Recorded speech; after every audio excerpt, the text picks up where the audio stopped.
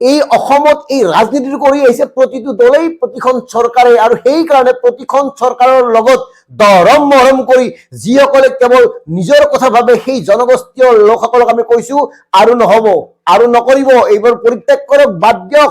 অসম আৰু অসমীয়াক যদি আপুনি চাব খোজে, ৰক্ষা কৰিব খোজে, তেতিয়াহ'লে সংকীৰ্ণতাৰ পৰা ওলাই আহি বৰ অসমখন ধৰি ৰখাৰ বাবে প্ৰতিটো জনগোষ্ঠীয় সংগঠনৰ নেতা এক হওক।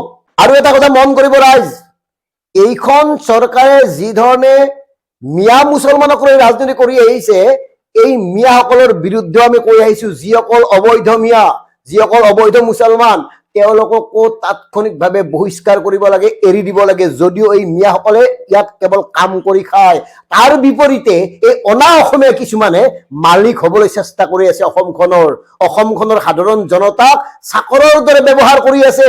মিয়া আৰু অসমীয়াৰ মাজত সংঘাত লগাই দি আপোনালোকে অনা অসমীয়াক বৰপীৰা পাৰি দি যি ধৰণে আপোনালোকে বৰঘৰত ঠাই দিবলৈ প্ৰয়াস কৰিছে, নহব।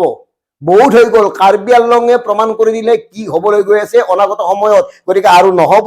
আৰু এই কথাটো প্ৰতিটো দল সংগঠনে জনা উচিত, বুজা উচিত, আৰু চৰকাৰক সকীয়াই দিয়া উচিত। এতিয়া কোনো এটা দলকে বিশ্বাসত লব পৰা পৰিৱেশ নাই, কি কংগ্ৰেছ, কি বিজেপি, কি অসম গণ পৰিষদ। গতিকে ৰাইজসকল সচেতন হওক। প্ৰতিটো ৰাজনৈতিক দলেই কেৱল নিজৰ ভোট বেংকৰ স্বাৰ্থত অসমৰ খিলঞ্জীয়া মানুহখিনিক ব্যৱহাৰ কৰি আহিছে। গতিকে এওঁলোকে এটা লেচন পাব লাগিব, এটা শিক্ষা পাব লাগিব এইবাৰৰ পৰা, কাৰণ কাৰ্বি আংলঙে এই শিক্ষাটো ইতিমধ্যে আমাক দিলে।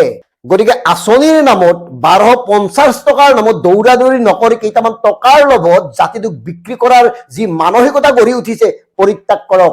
এনেকৈ থাকিলে এদিন অসমত অসমীয়া ভগনীয়াত পৰিণত হব। এই কথাটো ভূপেন দাই তেতিয়াই কৈছিল। ধন্যবাদ। জয় আই অসম।